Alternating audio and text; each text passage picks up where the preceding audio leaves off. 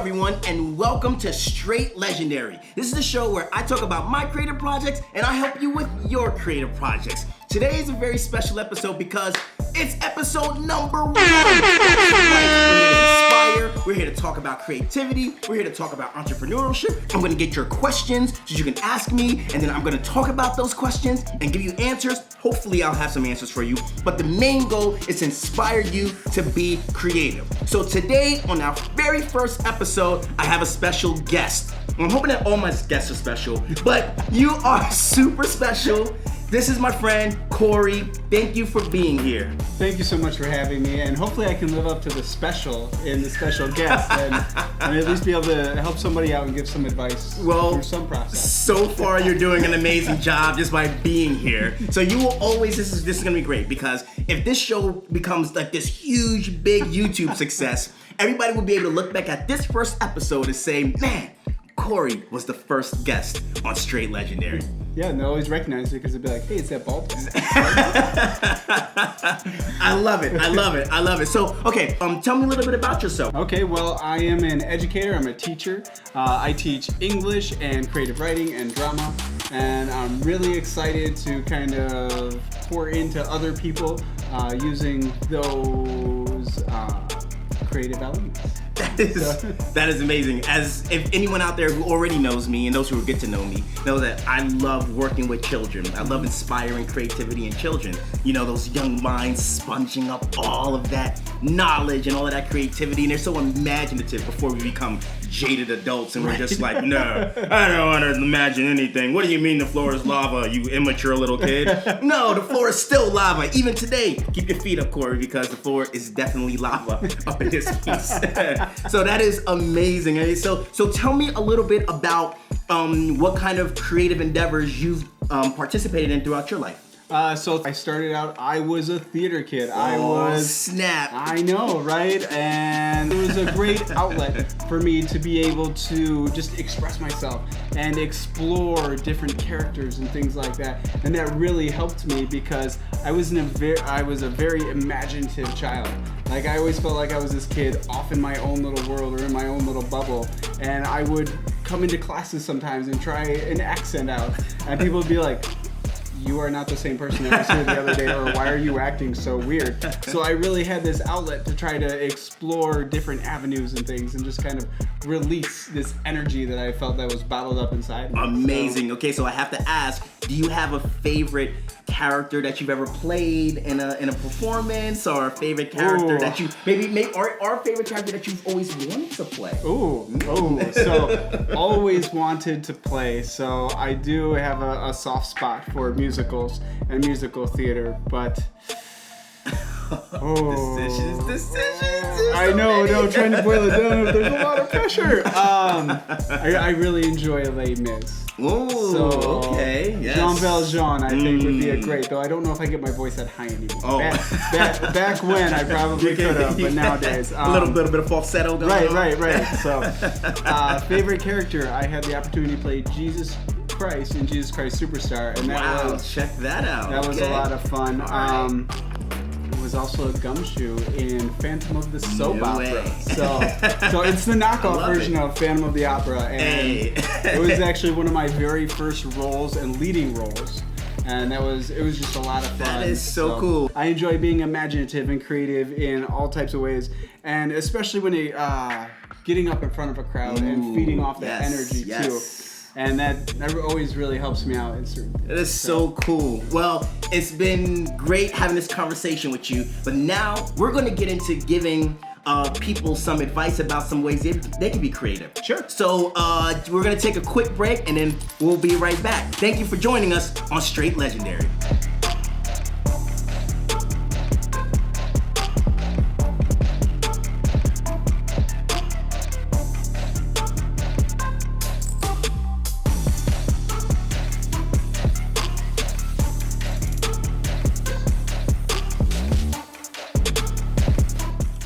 And we are back with Str8 Legendary, the show where I tell you about my creative projects and I help you with your creative projects. I'm here with my pal, and today we are going to talk about something that holds really near and dear to my heart. That's working with young people, young writers, right? Absolutely. So you said that you work with young writers, and today we want to give some young writers some advice. What kind of things do young writers who you're dealing with, what kind of things are they dealing with in their writing? Okay, so a lot of my young writers are struggling with a beginning or a story, or even where to jump into a story. And I think this is a great opportunity to share with them. You know, you don't have to have this giant creative bubble going on to where you have to have this original story like we were talking about before a little bit. But I think it's a great opportunity to jump in with that. And I know you said you had some advice on it. When you were telling me about it before the episode even started, when our little pre-production meeting, we were talking about one of the ideas that I do when I'm working with young writers is I give them, to kind of break it down a little bit so that they're not thinking so like, oh my goodness, I can't do some of these amazing big things that I'm seeing out there, is I tell them to begin with a story that they already know. And when I say begin with the story that already, I'm talking about something, your favorite show, your favorite movie, your favorite book. I say take that story and put yourself in that story. Just swap yourself out. Like take the main character, if it's Spider-Man or if it's Batman or if it's Harry Potter or if it's Wonder Woman or if it's Black Widow or whoever it is. Take them out and put yourself in that story. How would you do that story? When I was a kid, one of the movies that came out like in my formidable years when I was like, young and like enjoying entertainment for the first time was Teenage Mutant Ninja Turtles. The movie. Do you remember that one? I do. It's so funny because I'm thinking when you were talking about original stories, like, oh my goodness, I could be Donatello. Oh, you could totally be Donatello. All you need is the purple That's mask. right. That's right. You're almost there. The broomstick. Take a little broom on. Or keep the broom on. Maybe that makes it your style. There you go. But it was so wild because we had this assignment. I think I was in the 6th grade. And the teacher said, hey, write a story. And I had watched Teenage Mutant Ninja Turtles so many times that when I wrote my story, it was almost the same exact story. It was like a kid who was, struggling, and then he finds this crew of kids who are doing, some not so good things. He gets in with them, but then, these heroes come in and say, hey kids, you're doing the wrong thing. We're gonna beat the big boss bad guy, and you guys should come with us, And I didn't realize I had written that story until one of my friends in my class was reading, and he was like, this is the story from Ninja Turtles. And I was like, oh, it is, but I'm the main character, so now it's my story. Right. And so if you're a young writer out there and you want to write a story, this is my big advice to you today. Take a story that you already know. Take one of your favorite stories, take a story that you're very familiar with, swap out the main character and put yourself into it. Or write a story about you interacting with that main character. What would you say to Thor if he was standing there? What would you say to Catwoman if she was standing there, right? What would you say to Phineas and Ferb if they were coming over and they were saying, like what would you invent with them? It doesn't have to be something that is totally original that you've never seen before. It could be something that you're familiar with. What makes it original is you taking it and putting your little spin on it. Every story it follows the same basic structures. Right. Like we were talking about in pre-production, we were saying that superhero stories, they're like the big thing right now. Yep. But most superhero stories follow the same exact formula. Absolutely. This who's your favorite superhero? Do you have a favorite superhero? Oh, I do. Mine is Dr. Strange. Dr. Strange. I know. A guy with mystical powers saves the day, right? It's like, but it's the same thing, right? Somebody wanted to do something bad. Doctor Strange needed to stop them from doing something bad, right? That's right. It's Spider-Man. That's the same story as Spider-Man. That's the same story as Batman. That's the same story as one of my favorite original characters that I created is, Black Jag. He's back here when he's supposed to. It's a character that I created. And Black Jag is very similar to, his outfit is kind of similar to Black Panther. But, the way I've changed it is that instead of being a king, he's a lawyer. During the day, he's a lawyer, and at night, he fights crime. Kind of like a guy named, Daredevil, right? So, you could take different ideas, smash them together, and that helps you to create an original idea. and you can really you can really go all kinds of ways with it. As soon as you have that basic idea of a story that you're familiar with, all you do is you begin to change the details. You change the details here and there, and that's what begins to make it an original character. So we talked about fan fiction. Yes. Fan fiction is one that, have you ever read any fan fiction? I have, because I actually had to read the Twilight books. So. The Twilight books were like that's a great example. Yeah. A lot of people write vampire fan fiction. They love writing vampire fan fiction. All they do is they take the mythology of vampires, you know, with can't be out in the daytime, and they suck blood, and they have a rivalry with werewolves. There's hundreds of stories out there about vampires. Write your own vampire story. Absolutely. Use the same mythology, send them on some quest, and you can take a story that you're very, very familiar with and just change little details, and that makes it your own story. One of the great things I love about that is all that legwork is already done.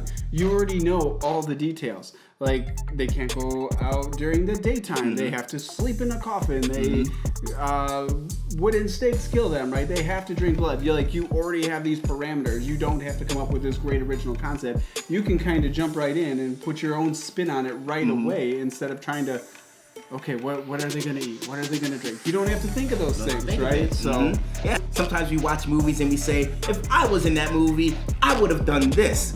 Write that story. Yeah. Write what you would have done in that situation, in that movie. It's a great place to start when it comes to talking about creating your own story.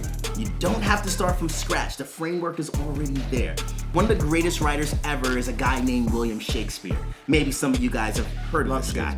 Shakespeare's a great guy, right? Some people call him the greatest writer of all time. Some people call him the greatest thief of all time. Absolutely. And the reason they call him a thief is not because he took other people's stories and stole them, but it's because he looked at what was going on in the world. He looked at some of the other stories that were being told, and he found a way to take those stories, put his twist on them, and put them out to the masses. And he became the most popular poet, the most popular writer, the most popular playwright of all time. But, I mean, Romeo and Juliet, right?